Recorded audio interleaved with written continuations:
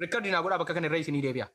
Ijoollee rikkardii naa godhaa. Guyyaa Inni diimaan ji'a saatii inni diimaan amma qayyoon asii ba'e. Ji'a saatii wajjin. Galatoom. Galatoom. Amma intala duwwaa hin jirtu kana inni ganama fuudhee yookaan maatiirraa kabajaan naqee fuudhee biyya jira limmuu keessa jira. Nikaa isaa irra jira tokko naa jedha. Ji'a waggaa darbe inni waggoota lakkoofsiseera ji'a shan wajjin taa'e maatii wajjin fuudhee kabajaan haadhaaf abbaarraa dhaqee fuudhee isiin na kennaa jennaan nan jaalladhe na kennaa jennaan maatiin kennee nikaa hidhee fi geggeesse kenneef. Mucaan sabiyyummaa ijoollummaa qabdi dadhee takka ji'a shan akka ji'a ja'a wajjin teessee utuma nikaa hidhamee wal loltee badde. Eega baddee booda guyyaa tokko akka ta'e qabsiifatee ture. Eenyu warra koo jedhee sanuma harkaa mallattee baddee finfinnee galte. Inni kun abbaa warraa lammaffaadhaa jechuudha. Inni gastii keessa jiru barreeffama nu agarsiisu. Sin fuudha jedhee ji'a 11 nikaa malee wajjin taa'e. Sin fuudhaa walii galanii mana kireeffatee qodaatti bitee kunoo daamaa jimmaa jechuudha. Mana kireeffatee wajjin nikaa malee ji'a 11 wajjin taa'e warra namaa waliin. Daamaan jimmaa inni barreeffama nu agarsiisaa jiru. Wal fuunaa jedhanii limmuun sotoo raqee magaalaa limmuu. Innas limmuun nattu geessee limmuu fidee piroosisii fixee fi waa hunda fixee maallaqa itti baasee sin fuudhaadhaan walii galanii maallaqa itti baasee ji'a 11 shakashakee gara Dubaayitti ergate. Innaan gara Dubaayitti ergatu utuun hin ergatin dura mucaan diimaa ammaatiin mucaa daadaa kootiitti jedhaa turte siin. Mucaa diimaa amma sii bahin. Garuu abbaa manaa sadaffaadha inni. Abbaa manaa sadaffaadha garuu abbaa daadaa miti. Mucaa daamaa jimmaatiin daamaa jimmaa kanaan. Mucaa daadaa kootiitti jettee barataa yuunivarsiitiitti jettee itti maa turte aboomiitu godhadhu adeero. Barataa yuunivarsiitiitti jettee itti maarti kunoo abbaa manaa lammaffaadhaan suuraa fide jechuudha.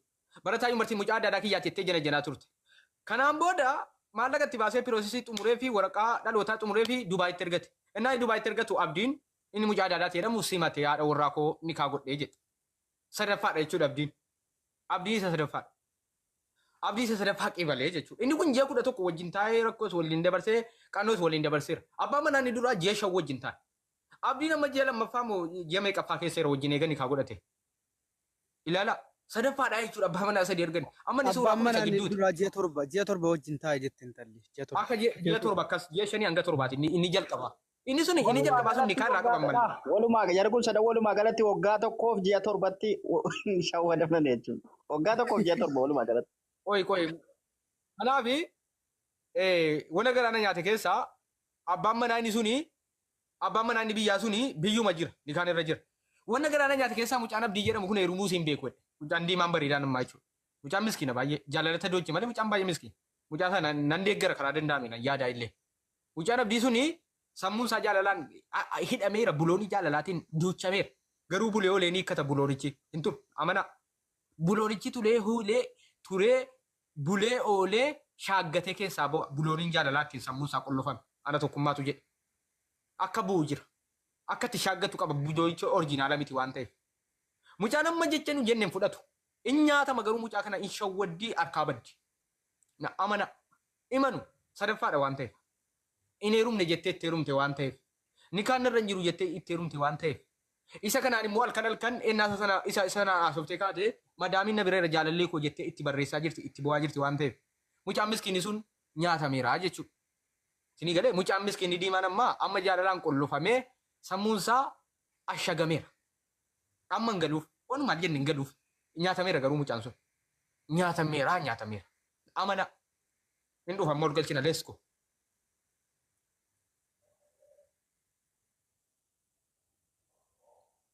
Abdii erga jala jirte fakkaata.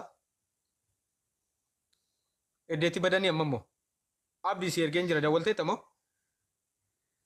Isa limmuus immoo maastar limmuun jira. Akka inni fiduun godha maastar laayivii. Oo dubbiin hin xumuramne maastar akka inni laayivii naa fiduun godha isa limmuu sana. Oo dubbiin xumuramne abbaa manaa limmuu sana beeksisee nan hojjedha. Yoo dubbiin xumuramne abbaa manaa isa limmuu akka maastar dhaqee naa fiduun nan hojjedha maastariin ulaagaa akka inni dhaqu deemu mijeessine akka maastar kabajamoon maastar Sharafuddin akka isaan naa fidanii fi irratti hojjedha. Saalii Faarii sagalee naa qabdee kaatee dhimma irra jira dhiifama naa godhi. Yoo dhimma ajaatee irra deebii naa qabi yoo ajaa wayii ta'e. Dhimma irra jira waan ta'eef. Sagalee naa qabdee kaatee si argee irra joo hin gootu. Saalii Faaris dhimma irra jirraa waan ati naa qabdeef hin beeku. Dhimma jabduu irra jirra waan ta'eef dhiisee bahuu hin danda'amne. Akkasitti hubadhu jechuun hin barbaada Saalii Faaris obboleessa kiyya kabajamoo. Abdii si ergilee jirra. Abdii si ergilee jirra yookaan gasti isa nigaa. Ijoollee Dubaay sadii tokkos hiiki jennaan didee haati warraa godha jalaa baddee ol galee hiiki jennaan didee darkaa biliti. Olii kee. Hiiki yookaan siifan deebisaa jennaan didee. Kana booda. Assalamu alaikum warahmatullahi wabarakatuh. Waalaikum salaam warahmatullah. Namoonni haati warraa keessa. Dubbiin kee kun dhumuruma didee. Inboksii natu boolla liqeessu. Okay, dubbiin kun dhumuruma didee waa'ee ajaa'ibaatii wanti kuni maal jechuun barbaade amma mucaan Finfinnee jiru isa limmuu jiru nikaa buusuu eega. Abdiin immoo amma mucaan kun Dubaayitti arguutti eegaa ture. Dubbiin akkas ta'e. Dhumarraa abdiin garuu waan nikaa godhate hin qabu. Qulqullinaan nikaaluma hin qabu abdiin dubbii kana irratti. Inni Finfinneetii fi inni Dubaay kun nikaaluma waan qaban waa tokko nikaa hin qabanu jari lammanuu. Si galee akka dubbiin jirutti nikaa.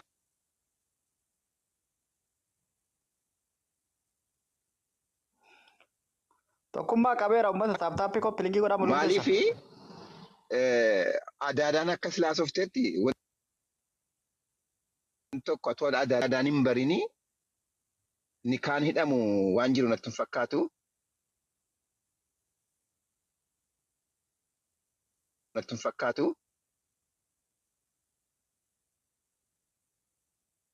Natti hin fakkaatu. Kaataa garuu. Namni sana qabdanu yeroo inni dhufu lollaa galchaa namni wadi sana qabdan daqiiqaa tokko.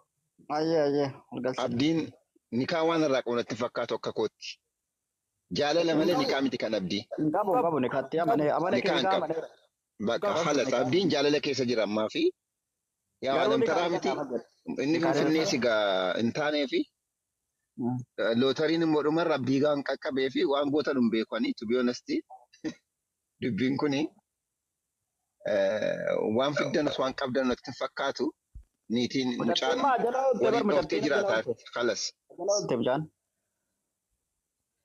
Kaleessa erga nikaa godhadhee ji'a tokko nuun jedhe mucaan.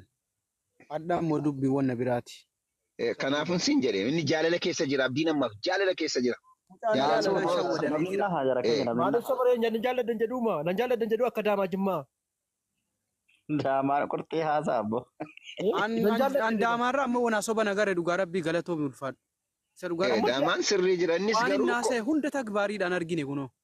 Innis koo warra namaatiin kan inni eegaa jiru amma shinni kaa gadhiistutti mitiire. Inni eeggataa taa'e. Inni illee taa'ee eeggataa jira. Akka jiru dubbateera garuu inni hin somne. Leenca waa qabeetiyyuu waraabessi taa'ee eegaa jira si galee atuu waraabessi eegaa jiru immoo kan biraa dhuftee butte jala. Kana dubbiin inna guyyaa gaarii qabaadha. Akkati uummata koppilingii godhaati mucaan akkuma daamaan jedhe dhufaan jirtu abdiinis Maalumti sa'aatii 10 kan eegaa sobarratti ijaarame wanti mucaan beekuu qabu maal beeku? Ammallee numne Bultiin sobarratti ijaarame eessayyuu ga'uu hin danda'u. Rabbi isaaf laaffisu. Abdiin numne. Numne mallee. Eegnee dadhabne meerre. Okay akka dhufuuf sagalee tokko waamicha taasisaa fi hundi keessanuu. Ajjala jira ergaafiin jira ajjala jira. Ergaafiin jira. Si waamne kottu abdi. Sagalee tokko waamicha godhaa fi xiqqoo si dhiifama beekana hundi tireeffadhe. Abdi kottu. Abdi kottu si waamne kottu. Abdi kottu. Maaster limmuu isa limmuu fide maaster rakkoon hin jiru isa limmuu hin finna rakkoon hin jiru bagachi jiraate. Rakkoon qabunis. Maaster bakka jiraate. Hojii keenya obboleetoo kitaabaan hanqasii banadhee taa'aadha daawaa gochuudha. Jaalalli farda Namni biraayyuu jira jedhee ture juuniin kun kaleessa beektu. Ollaa galcha murichirree na argitan. Namni biraayyuu jira garuu maqaas namichaa dhoo innis hin jaallate gatii ta'e maqaa nama daamaa majimmaa kana eenyu godhee jaallataa ture maqaa namichaa dhoo hin barbaanne. Kan biraa jira. Eban. Ammas moo arfafaamu? Laa. Jira beekaan bakka kan biraas jaan kan hin arge garuu naasa'u. Ita dhoski inni dhokateera dhoski. Nusatari sagan. Nusatari sagan maal goota. Mucaa sana miira keessan galchinaa dara gurbaa sana baay'een. Mucaadhaan maal jenne abdi. Mucaadhaan maal jenne maani. Oola galchamu. Mucaan aadaa balleessuudhaan walitti bu'uu barbaade beektaa. La isa maal jedhe beektaa mucaan miira keessa galee jira amma sirriin jiru. Jaalala Waan irra dubbatina. jira. Saafis sirriidha. Jaalala irra jira. Waan hin taane dubbatina ammallee. Naara waa dubbataa hin jiru. Waa dubbataa hin jiru. Jaalala irra jira. Jaalala irra jira. Namni jaallatu. Ijoollee waan isinitti hima. Amma hin galuu fi hin shawwaddi. Ilaal dhagaa mucaan abdii jedhamu abdii hajii hin nyaatamu. Naamana hin nyaatama beekamaa. Wallaahi guyyaa adii bakkee buuftee deemti mucaan kun na taazzabaa. Fooloo godhee hordofaan amma abdii hajii kana. Tokkuma dhaggeeffatu. Waateedha mucattiin baay'ee an beekan qaamaan hin beekan. Jana jantee beektaa? Jana Qaamaan beekuun deemaa ture. Takkaatti jana hin beeku. Jana hin beekuun takka. Garuu cimtuudha. Amma isaanuu nageenya ta'etti. Okay, ijoollee limuu keessa jirtan qophaa. Garuu intalli kun Habashaadha moo Oromoodha yaa jamaa? Abdiinis ba'e. Maastar turuu fide sammaa. Oromoodha. Abdii si eegaa irra. Natti hin fakkaattu.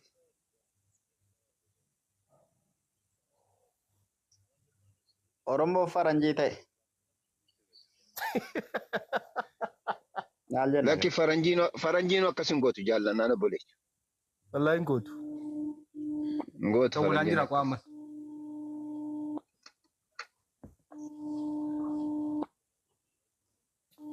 Rabbi isheedhaaf dhiisu du'aa godhaa fi Rabbi Rabbi karaa kee keeritti deebisu. Rabbi ishee qajeelchadhe nama du'aa gochuudha. Abdiidhaafis du'aa godhaa.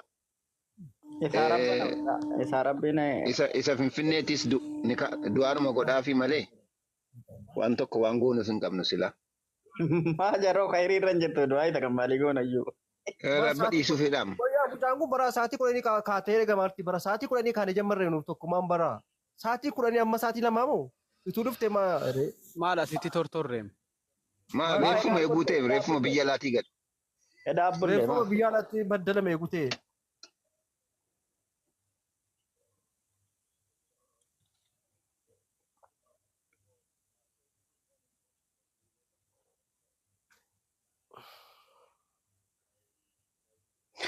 Koppilingii godhaati amma maastar qajeeliyaati.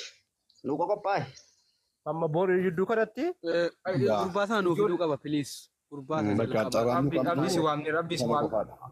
Abdii yeroo namma. Abdii yeroo namma si eegaa irra rabbi.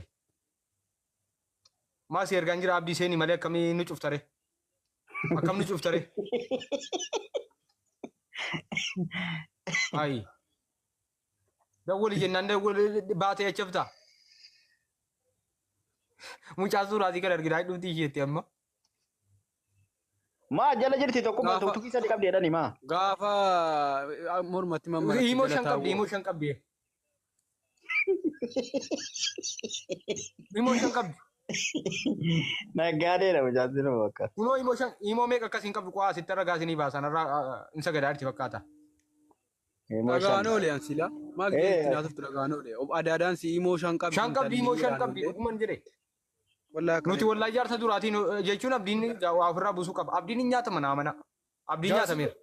Jaarsi duraa immoo baay'ee jaallatanii bar baay'ee jaallatanii sirraan buusu jedhanii ndidee. Baay'ee jaallatanii dhagee maa qabsiifatee warra kootii jedhee iyyuu hidhamtee turte jedhanii bar.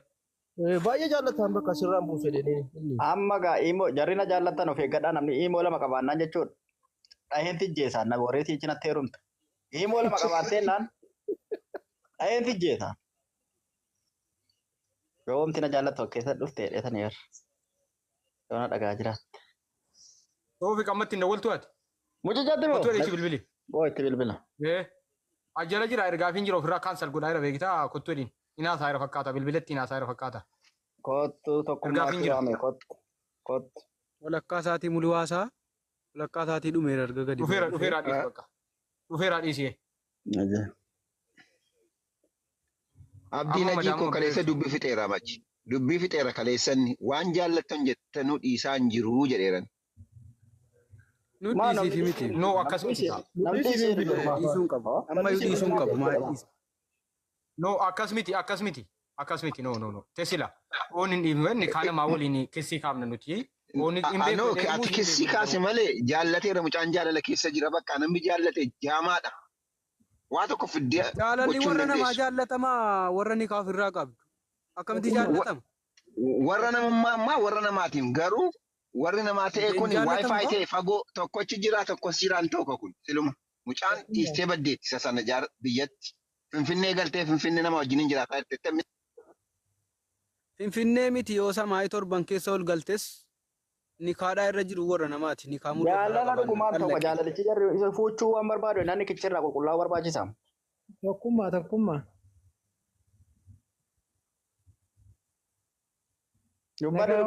Dubbadhu dhaga'ama.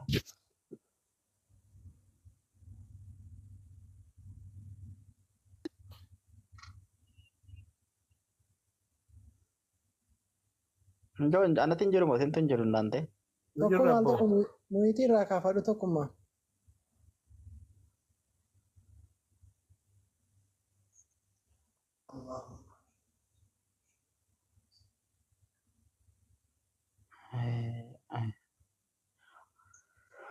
Ummata warri Dubaay keessa jirta warri waa biyya ergachuu barbaadda warri birrii ergachuu barbaadda warri ijoollee taqabbaluu barbaadan forfaalee jira lakkoofsi koo Toofiq Dedoo jala fudhattanii na dubbisuu dandeessani okay?